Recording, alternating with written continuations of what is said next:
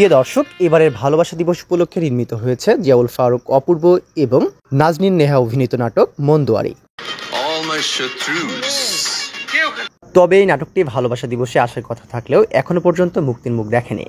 নাটকপ্রেমী দর্শকরা অধীর অপেক্ষায় রয়েছেন এই নাটকটি দেখার জন্য। তবে ঘোষণা আসলো নাটকটি কবে দেখা যাবে।